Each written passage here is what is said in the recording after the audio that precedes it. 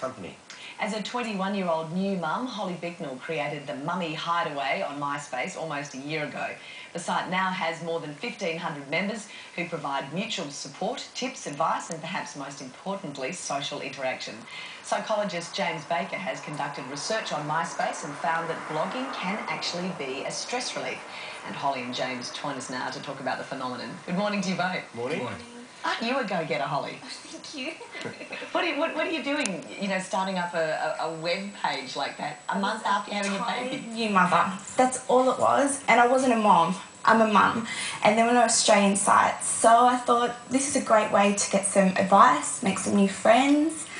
So I just started it, and we started off with a small group of members, and now we're over at 1,500. What did it provide for you? Were you one of these mums that were sort of freaking out first time mum, the isolation and the fear factor? Very much. What did it provide for you?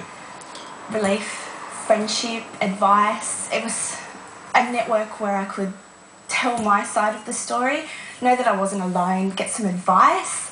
Two of my closest friends I've actually met through this page. One was when she was pregnant. Another one was she was giving me some advice on cradle cap, and it's just developed from there. And I know for a fact that there's a lot of mums who have made really long friendships from this page, so it's fantastic. As a young mum, did you find it really, I mean, especially difficult because lots of your friends are still in that going out mode, and there you are with a new baby and no sleep? Very much. And mothers groups, they're quite cliquey. A lot of them are older married mothers who are on maternity leave, and I'm not one of those. I'm young. I have, for the time being, no plans to return to work. I want to enjoy being with my daughter. And I just wanted to meet other like-minded mums who share the same theories and ideas as I do. And this is what the Mummy Hideaway has created for me. James, before I ask you about the pros and cons, I think one of the great things is peace of mind for the internet, particularly for first young mums. If something happens to maybe like cradle cap or a rash or whatever, you do first time round, you freak out, and you really get a bit of peace of mind when you speak to people on the internet or look at the sites and go, well, actually, it's not as bad as it looks, and you do get peace of mind. That's obviously a pro of blogging. Are there any cons involved? Oh, look, I mean, there can be negatives if people read things that you'd rather them not read and take it into the real world. That's a negative. But in general, they tend to be mostly positives. For example, in her case, she's found a number of friends she wouldn't normally have found through the internet. And people have kids at different times, and it's good to be able to connect with people at the same time across the world, I suppose, who are going through the same thing, or even within your country, within your town, within your suburb. It's not just for new mums, it's for people who've moved house to a different country or who are physically injured and unable to leave the house. Older people can enjoy it. So it's a great way for people who are socially able in the real world but just not able anymore because of their situation to connect. So new mums, it's great. MySpace did a survey and found 80% of new mums under 35 were using it to get some free time from the kids and to connect with other mums. You're laughing at that. That's true. Yeah, and about 2/3 of mums found it relieved isolation and feelings of loneliness. So it's a great way to connect, especially through myspace.com, which enables you not just to do blogging and share information, but just enables you to connect to other friends and to share a moment whenever you want. I must admit, I totally see the benefit in this case, but it's one of the few times that I've actually looked at blogging and thought, well, that's a good idea, because I'm like, why would you, who cares what your mood of the day is? I mean, who cares? You know, but I can see in this situation, especially where you can connect with people and you can actually get a response to some of those frustrations, I can see there's a real benefit. Yeah, and I suppose that's the difference between a blog and a diary, because pen and paper diaries, those are always available to you, and you can vent and talk about whatever you like and try to make sense of things. But online... You don't get answers, though. Yeah, you don't get answers, you don't get support. Online, you can get comments from other people to give you a bit of support. You can get information from people if you have questions. So there's that added dimension, and there's also validation of what you're going through. So rather than just talking to yourself, people can tell you, oh, I've been there, or I'm going through the same thing. So there's an added benefit there with the connection. You've called your little, is it the Mummy Hideaway? The Mummy Hideaway. So tell us a bit about it and what have you got out of it and what does it provide? This is where mums come to hide away, basically. It's everything that a mother could want online. It's friendship, it's advice, it's swapping photos, stories. If you have a problem, you post a comment. and you get some advice from other mums. And the most important thing, it's really nice to know at the end of the day that you are not the only one. You're not the only one who's up all night with a crying baby, a baby that doesn't eat, a baby that, you know, doesn't sleep. And I think that's probably the most important thing for a new mother, because you do feel very alone. I noticed at the beginning you said, I just want to pick up on two things. You said that a couple of your closest friends now are women that you've met online. That to me says perhaps that your friendships with other people have sort of fallen by the wayside a bit. To an extent. Is that fair to say? It is, and a lot of new mums will find that as well, because if you don't have children, it's just a fact, isn't you it? can't relate to someone just saying, I was up all night. And these women can relate, they do relate, they have advice, they know exactly what you're going through. I mean, one of my girlfriends every morning, we send each other messages and say, how was your night?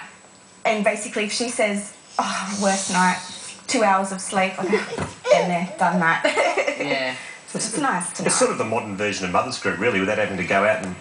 Without the clickiness, without the competitiveness. There's no, my baby does this at this age, and you don't have to compare. It's not like that. That's the best thing about it online. Is that a fair comment? Although I will say that, yes, some mothers' groups like that, but keep persisting. Even if you form your own mothers' group from those friends online, persist, because it is great to get together physically as well. You will have a common ground. Yeah. That's what it is. It's not, I'm married, I'm going back to work. It's, I'm a mum. But see, it's almost like on this, you can kind of vet out the people that you like and then form your own mother's group, as opposed to going there and hoping for the best.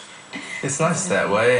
You can pick friends who share the same interests as you, and if people are difficult, usually they're not going to bother you, because it takes effort to do this sort of social networking stuff and the blogging. So people have to seek you out, and most of the time that means you can have a positive interaction as a result, because who's going to put the effort in to be negative? A few people will. I mean, that's the reality of life, but most people actually are just going to try to keep it positive and seek out people who they have similar interests with or opposite interests with and expand themselves. So it tends to lend itself to a positive, supportive, overall beneficial process. Just one of the...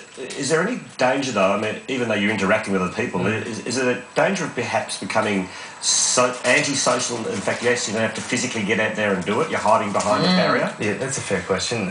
It's possible, but I'd say that it's more possible among the people who'd have difficulties in face-to-face life anyways. So it is a tool that could enable them to remove themselves, because they get the benefit of the social interaction without being physically present. I'd say that's not usually the case, though. Yeah, I'd say probably this is more a matter of need, isn't it? Yeah, and this is filling a need in this case. And the other thing is, with the internet in general, people were worried it was going to take people out of the real world. But the studies have actually shown so far that it displaces, I'm sorry to tell you, television a bit. People will actually sacrifice... That's an outrageous thing to say. That's a dreadful thing to say. Get off. Television and books go down a bit, and the internet goes up a bit. And they did a study, especially among young people of 18 to 24-year-olds in the UK. If they had 15 minutes free, they'd rather hop on, myspace.com or a social networking site than read a book, watch telly, chat on the phone. So it's a good way to fill time. It doesn't actually cost real-life time. And my study on blogging actually found that people felt more satisfaction in their offline relationships just based on the building of relationships online. So you can build your offline ones, and you can build new online ones too. Isn't that interesting? Do you remember, Holly, was there a particularly bad night or an incident that sort of prompted you, that gave you the kick in the pants to seek other people? My daughter had colic. She'd cry from midnight to 5 a.m. every single night. And as a new mum, that was really, really daunting. So I had a lot of spare time on my hands. There wasn't a lot we could do for Amelia. So I kind of took that experience and put it into play. Obviously, colic is quite a common thing, so there were a lot of other new mothers out there who felt the same way as I did. And I think that was the perfect point to start up from. That was the motivation. Go out and find other like-minded mums who are going through the same thing as you, and just support one another. Build your confidence up in one another's parenting skills, because at the end of the day, that's all we can really do. Books will only help you so much. You need advice and real-life people to speak to about it. And it's helped me a lot, and I know it's helped quite a few mums a lot out there as well. Yeah. I gather this is just going to increase in popularity, given the fact the youngsters, the teenagers now, are becoming very computer savvy, unlike older people like me that still struggle. But that's part of their life now. This is only going to, I would imagine, increase in popularity, this type of site. Yeah, it's not slowing down at all. I think MySpace's statistic now is they're getting 300,000 new users a day. 300,000 a day? Yeah, which I thought was a bit high and unbelievable, but it seems possible. I wonder if they're selling these sites for billions of dollars. Well, exactly, but I'm wondering, what else are these people doing? Don't they have jobs? Children do it look at after. work. They have two screens up on their page and they go back and forth. Exactly. Look, it's lovely to talk to you both. Thank you so much for coming in. Really appreciate it. Thank you, well done. After the break, Alice.